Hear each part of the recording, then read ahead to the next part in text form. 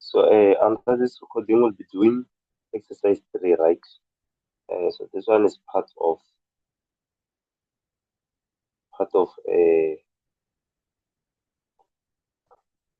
test 5 scope. So it's better to prepare it as well in time. So I'm gonna say because this one is what superposition and standing waves. So with standing waves one, and now on test 5 we're dealing with superposition and standing wave. We're dealing with when two sinusoidal waves meet. So on test 4 we're only dealing with a wave which is just with two waves, but there is no superposition. So, but on this one there is a superposition. They meet. So now we're having 1.1 given two waves in the 2 pi meter string of what? So this 2 pi is the length of our string. It is represented by the two wave functions y1 and y2. And then the first question they wanted us to show the sum of two waves. So if you don't know how to do the sum of waves, then you will have a problem with this topic. So you must know how to do it. So I've already written it, right? And then let me re-explain this because I was explaining to myself.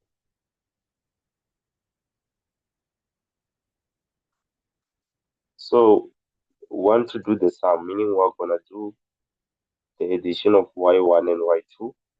Now, when you add y1 and y2, you'll notice that it means you'll have 0.2 sine 2x minus 4t 0.2 sine 2x plus 4t. Right, so I'm gonna start here.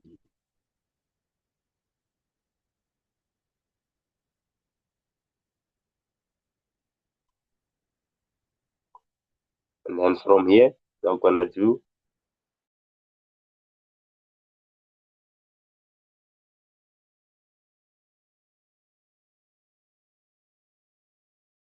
what you're going to do next. We're gonna take out the constant 0 like this. So if you notice, the second wave is going to the right, it's going to the left, sorry. So the one with positive is going to the left, this one is going to the right.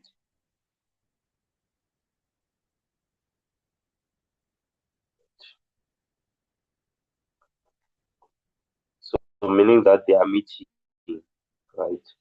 And they will create a standing wave.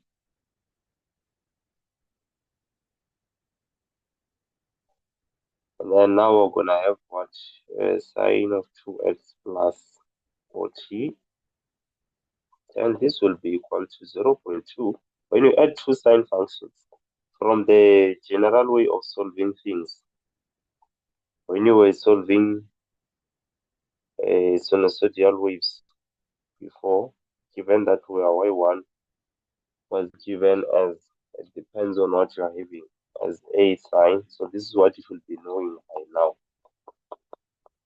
Phase constant y2, the resultant must be the resultant tx minus 3t. You know that when you have sine and sine, and you have to add these two, you will use the identity, right? You use the identity, which says that the sine of a constant, of a phase constant, plus the sine of theta 2, the addition of this, it will give us 2 sine theta 1 plus theta 2 over 2 cosine of theta 1 minus theta 2 over 2. So this is what you must know. And we did this result, and I think it's even there on the slide, that if you do this is in general, right? If you're doing the addition of sinusoidal waves in general, you are gonna get your y1 plus y2. So this usually comes in the test. It's gonna give us 2a, the cosine of theta over 2, the sine of kx minus wt plus phase constant over 2. So this is just a reminder. So the same applies to this question. We are 80.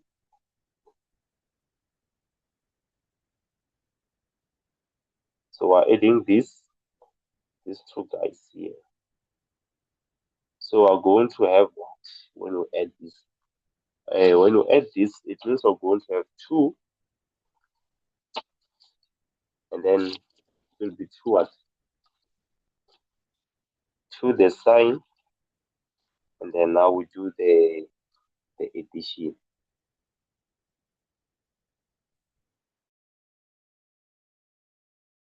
The sine of, so this one we can say let it be A, let it be B. So it will be 2, just say 2, no, not 2 here. Here we are saying the sine of A plus B divided by 2, the cosine of A minus B divided by 2. So that's how you will start. It also will be 0. So this is the identity, right, which will probably be given in the formula sheet if you look for it. For t plus 2x plus 4t all over 2. And then this, then something will cancel. 40 and 40 will cancel here. We'll have cosine 2x minus 4t minus b is 2x plus 4t all over 2. And then here what will cancel is 2x and 2x. 0.2 times 2. If I distribute this 0.2 here, remember this is multiplication, you're going to get 0.4. Then the sine, and these two they cancelled. Then we'll have 4x over 2. Then the cosine of negative 80, this will give us 80 over 2. Then the final answer will be 0.4 sine of 2x cosine negative 40. Then you know that if in trigonometry, the cosine of a negative angle in the first quadrant is the same as the cosine of a positive angle. So this will simply be 0.4 the sine of 2x, the cosine of negative 40 of positive 40. Right. And please note that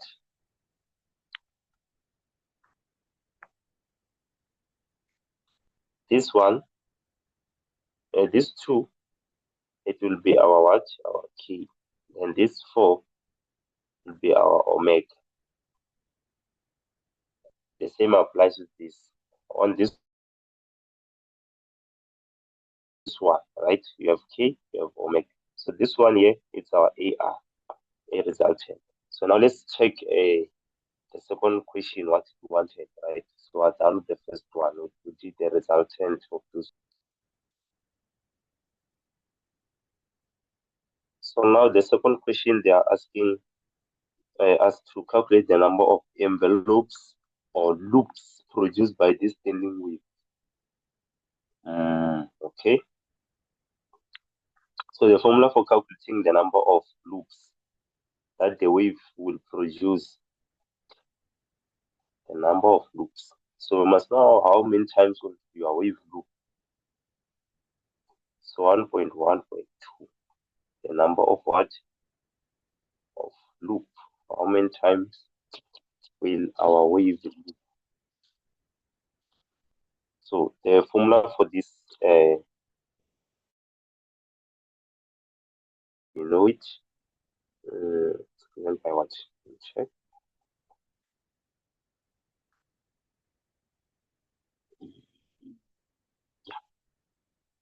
It's given by L is equal to N lambda over 2. So this is for to get the number of loops on your wave. Then this is the wavelength of your what? Of your standing wave. Then this L is the length which was given. It was 2 pi on the first statement. I'll show you. Then to get lambda, you use the formula 2 pi over k, which everyone knows. Then lambda is 2 pi, k is equal to 2. Let me show you the value of k. I am taking it here. So that's the value of k there. It's 2. Then the wavelength, 2 and 2 cancel off. The wavelength is pi meters. So we'll have pi meters there. And then we can solve for n, right? So for L, the length was given. Let me just show you. Given the two waves, we're given the two waves on the 2 pi meter string. So that length it was given. So this is just the general formula to calculate the number of loops on your wave. So how many loops are going to have? So if we simplify this, you realize that multiply by 2, we have 4 pi and pi meters. Pi and pi will cancel, n will equal to 4. So it means our wave will have 4 loops. 4 loops. It means our wave will loop for 10. Let me just check the resistance diagram here. Let me just check if 1, 1, 2, 3.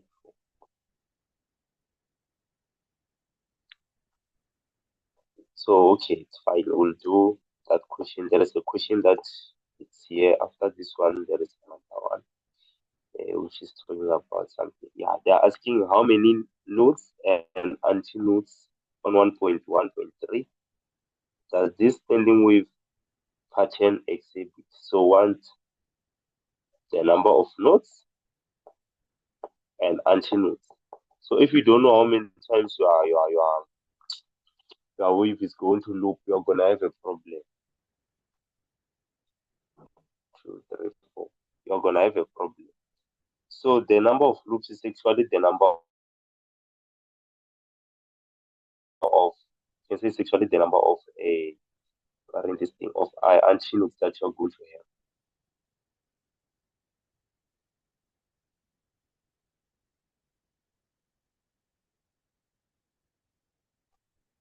So with this question 1.1.3, they want the number of nodes and anti-nodes. If you an anti, so if we check this diagram here, you just open it now. The anti-node is the peak, right? And then the node is where you have a destructive interference. It's where the waves will meet like this. This is a node, and then the peak of your wave is an anti-node. So that question of 1.1.2 will help us when we are sketching. Can first draw a line to help you to so that our things looks proper. So I'm going to have 1, 2. And now I can create the second one. Is this.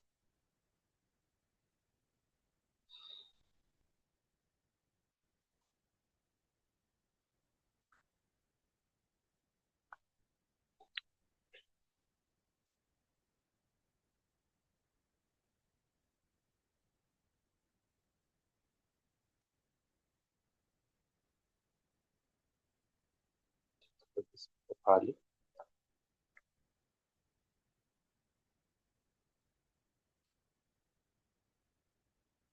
2.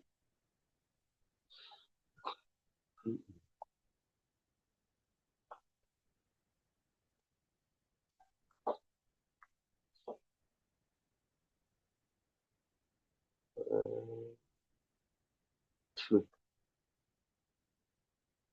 Then we can have this one like that. Now, if you check this wave, it has how many antinodes? 1, 2, 3, 1, 2, 1.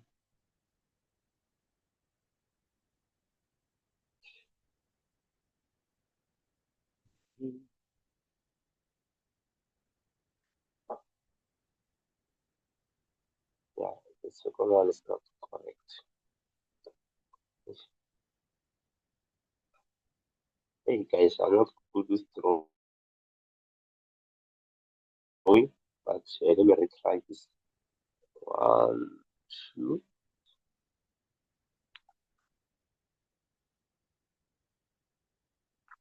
Yeah, if it's like this, we'll have 1, 2, 3, 4, 5. Yeah, I have a problem drawing, right? It's tough now to draw. So the one in red, it has the peaks, if you can check. It's the first one I drew. So this one is our antinode, where you have got the peak of your wave. So it loops how many times? It loops 4 times, if you can check. 1, 2, 3, 4. 1, 2. Our wave is looping like it's going like this, right? So it reaches its maximum 4 times. And then the antinodes, how many are they? 1, 2, 3, 4, 5. There are 5. The ones in the nodes. And they represent destructive interference. Then with these ones, they represent a constructive interference. Although here they just wanted us to calculate the number of nodes, right, and antinodes. So the formula for calculating the number of antinodes is given as n. Yeah, so for the number of antinodes, they are equal to n. The one that we just calculated here, the number of times that our wave will loop, the number of times that our wave will reach its peak. So it's equal to 4. And then for a nodes, the number of nodes, the formula will be n plus 1. It will always be like that. Sometimes your antinode might have 6. So if it's 6, it meaning that your wave will loop 6 times. Meaning it might reach its maximum 6 times. Yeah, just like this one. 1, 2, 3, 4, 5, 6. So you must be able to draw the one that will come through here. 1, 2, 1, 2, 3, 4, 5, 6, 7. Yeah, I'm not quite good with drawing these things, but yeah, tried my best. So now the next question they wanted us to calculate was the position. Let's see, 1.1.5. How many nodes and antinodes does this way pattern exhibit? The number of nodes. So this question was repeating in this question. Yeah, so 1.1.5 determine the position for the antinode, and 1.1.6 the position for the nodes. So now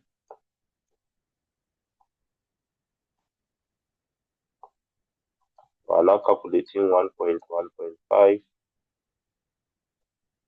We are looking for the position of the antinodes, and we're also looking for the position of the nodes on the next question.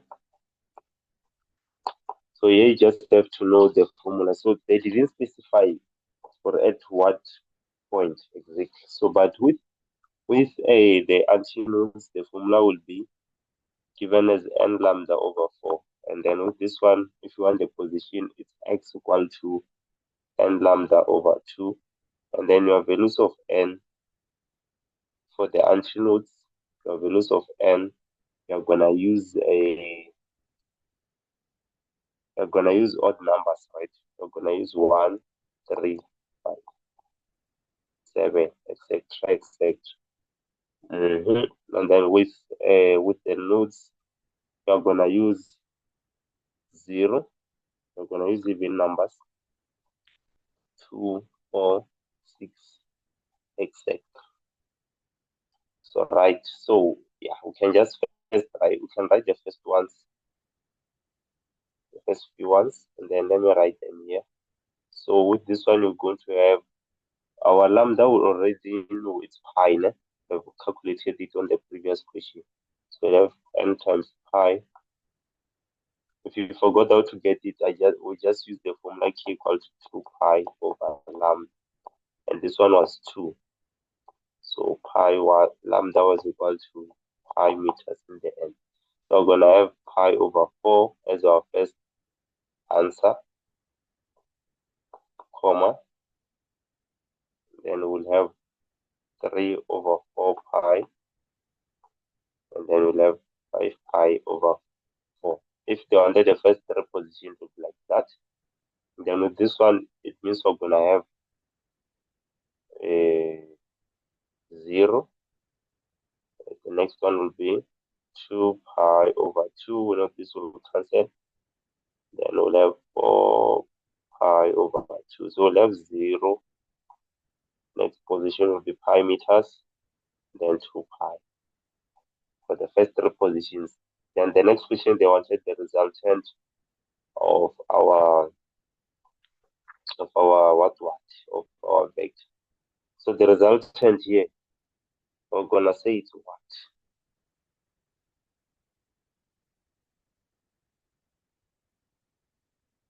The resultant. Let me check that question. Okay.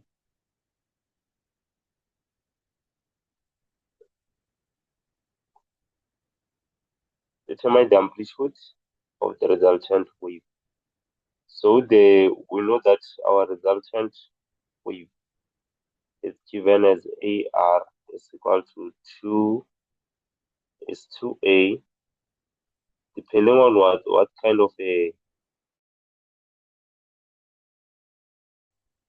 of waves were you adding, the cosine of kx, I think here. No, it's not kx, I forgot whatever it's inside. Let me just go back and check my equation. So my equation was this one. So in order for me to get my resultant AR, it means it will be 2 times the amplitude. Yeah, for this one, it will just be 2 times the amplitude. It's just 0.4 for this one. Yeah, remember on this one, on the general equation, because as we got, let me write what we got first, 0.4, the sine of 2x, cosine of 40. As we got this as our answer, which is our YR. So this one, it's our amplitude. Obviously, then we've got sine of kx, what. So this one is going to be our AR. This one, in this case. But on this one, our AR, it was just that one. Because it was the whole thing, right? Mm. Since this one, it doesn't even have a phase constant, so it was just 0.4. It will be our AR. It's 1.1.6 AR as a resultant amplitude. On the equation, we have YR being equal to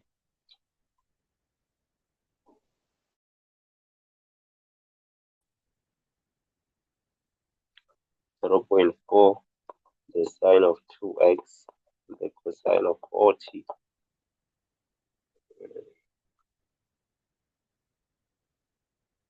Yeah, so our resultant amplitude will just be that. These ones, they don't represent the amplitude.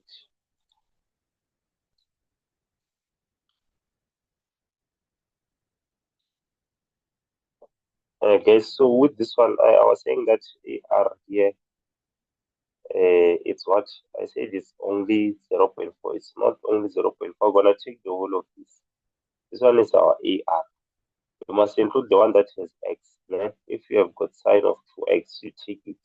If we're having our resultant at the cosine of 2x, we're gonna take that, and also this constant. So yeah. So our AR is 0.4, the sine of 2x.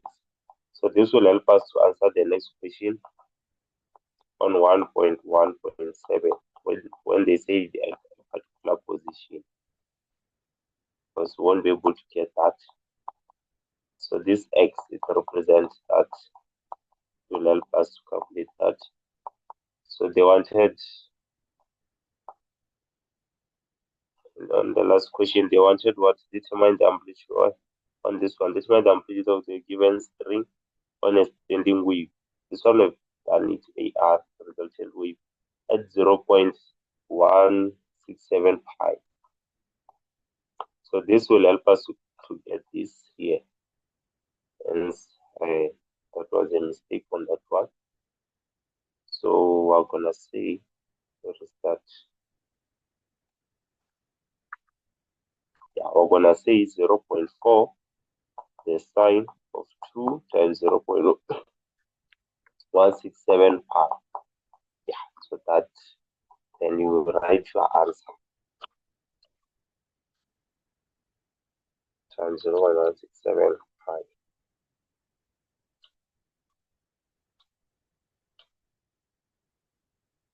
Our meeting is gonna end now.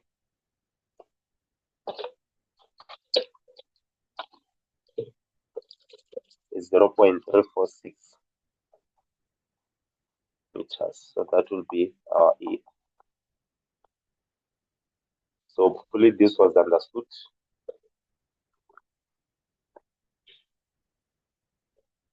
And then with the next one, let's just answer this one quick. Let me check if, okay.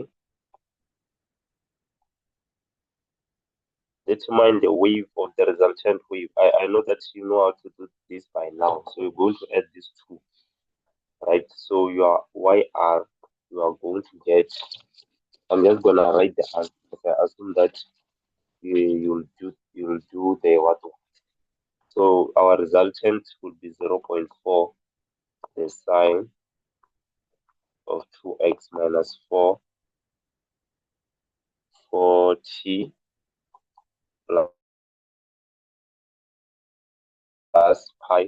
plus pi over 8. So you'll find the first constant also when you are busy there doing the that method of adding sine and sine. And then now, isn't that you're going to use the trigonometric equation?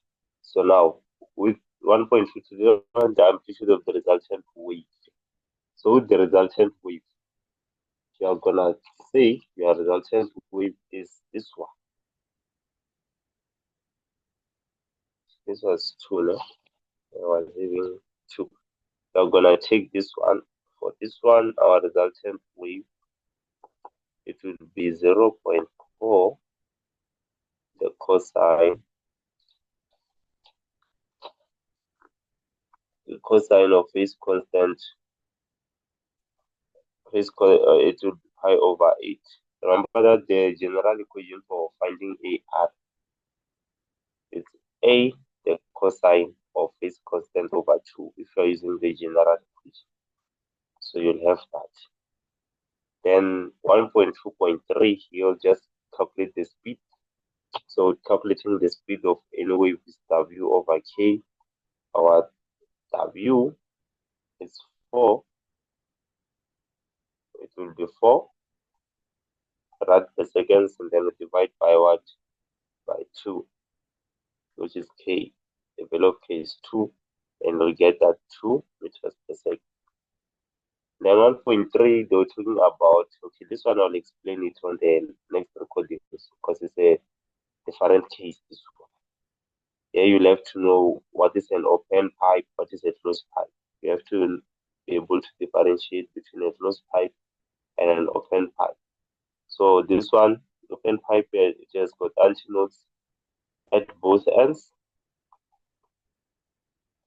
at both ends. Then this one, the closed pipe, no, this one is for the closed pipe. So a closed pipe with an antinode at both ends, but here on an open pipe, we have an antinode, and a node at the other end.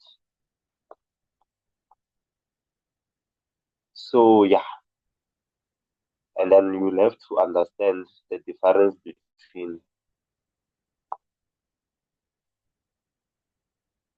here they're saying is this a closed pipe or an open pipe. So you'll have to know that the formula for Fn being equal to N, it's N, no, it's NV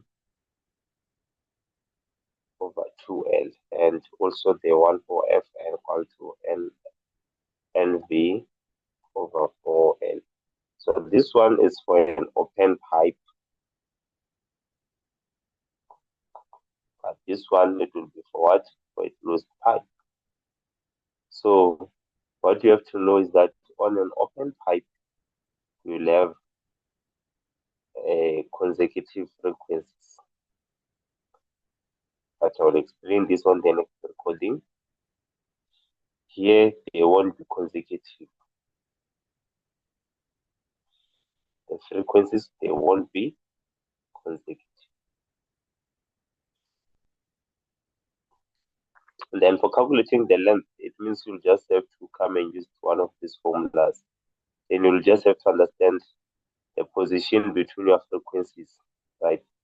So the position helps us to determine if you are having a closed pipe or a pipe that is not closed to produce that particular wave. So here we are having 240. Okay, left is 2 minutes. So I think we can end the session here. I'll explain the rest of this later on.